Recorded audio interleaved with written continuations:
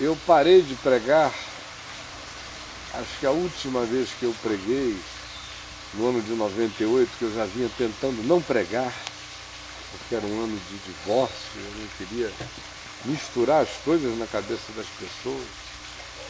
Cancelei tudo, mas eu tive que cumprir alguns poucos compromissos.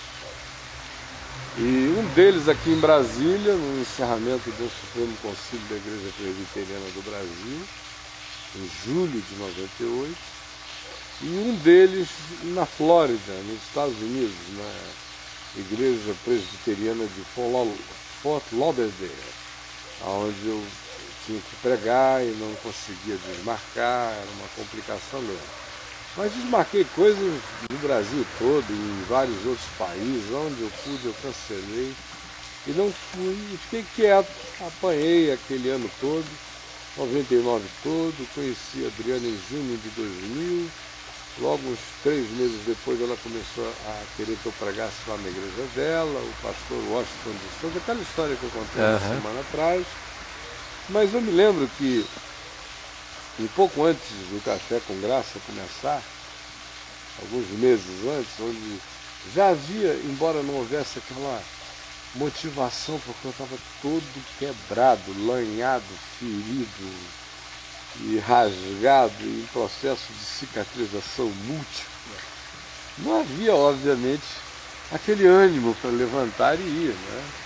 É como se você estivesse em um estado gripal, assim, já de avançada tuberculose, aquela moleza quimioterápica que dá no indivíduo, aquele estado, consciência lá, tudo lá, mas o corpo e a alma não acompanhavam. E numa daquelas conversas da gente, ela falou alguma coisa sobre o que ela achava que iria acontecer ao mundo religioso quando, com toda a tranquilidade e alegria, eu voltasse a pregar o Evangelho. E aí eu comecei a conversar, e ela também, foi muita coisa que houve, e eu abri um texto em Lucas, exatamente o texto de hoje de manhã que eu preguei na televisão, quando Jesus é acusado de expelir demônios pelo poder de Beelzebub, pelos escribas, fariseus e saduceus, pelas autoridades da religião. Aí Jesus disse, olha, se fosse assim, Satanás seria como vocês, muito burro, né? Vocês é que se dividem uns com os outros e contra os outros. Mas ele não, ele tem um reino e ele mantém isso unido. Não tem guerra aí dentro, senão seria a implosão.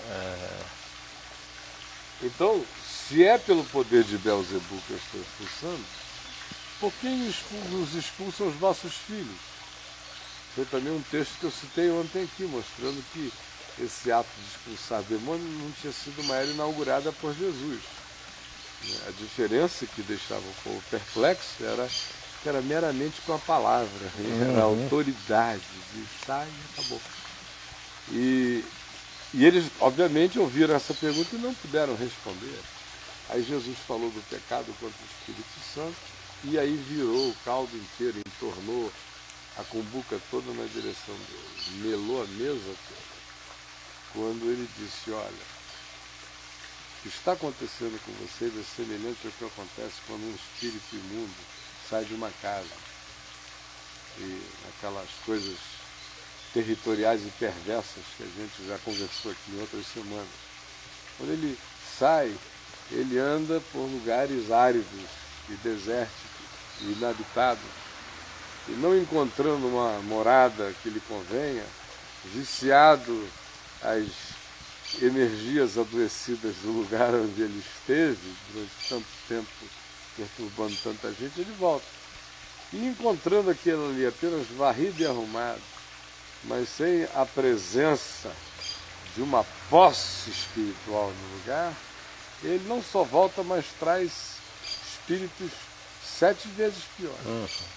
E aí eu vinha conversando com a Adriana sobre isso nessa noite, falando a diferença entre o texto de Mateus, o de Marcos e o de Lucas em relação a isso, e sobre a perspectiva generacional que você encontra, especialmente em Mateus, encontra os ecos disso em Lucas, da generacionalidade, da possessão produzida, a opressão produzida pela religião.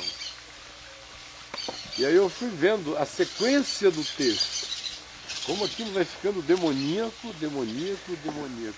Quando nós estávamos no meio daquela conversa, e eu dizendo, olha, a ênfase com absoluta certeza vai ser essa, porque se a gente morasse na Europa seria outra, se a gente morasse em outro lugar seria outro, mas neste país, onde o principado e a potestade da religião se tornaram entes espirituais perversos e poderosos, esse é o fenômeno mais presente aqui, mais sutil, porque não é nem notado, porque diabolicamente praticado como feitiçaria feita em nome de Jesus.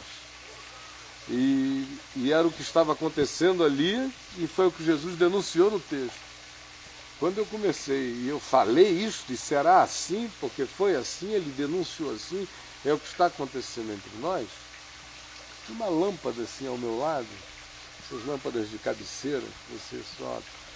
Para leitura? Para leitura. Né? E se focar a luz por aqui, eu vou só achar que teve um curto-circuito, eu não me preocupo com essas coisas. Né? Mas não teve condição. Eu estava num momento tão intenso espiritual, como eu não experimentava já há muitos anos descrevendo aquilo ali. Na hora que a afirmação foi crescendo, a lâmpada não queimou, ela realmente explodiu na minha cara. Pá! E explodiu de um modo que, em circunstâncias naturais, limpar o negócio, junta lá.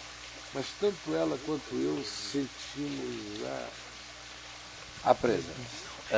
Aí eu falei, olha, é nesse buraco aqui, que em nome de Jesus, eu vou atolar meu dedo até o talo desse bicho, pode queimar tudo que é lâmpada, pode fazer apagão. E vai fazer, mas vai estribuchar, porque essa casta vai ser desvelada, revelada.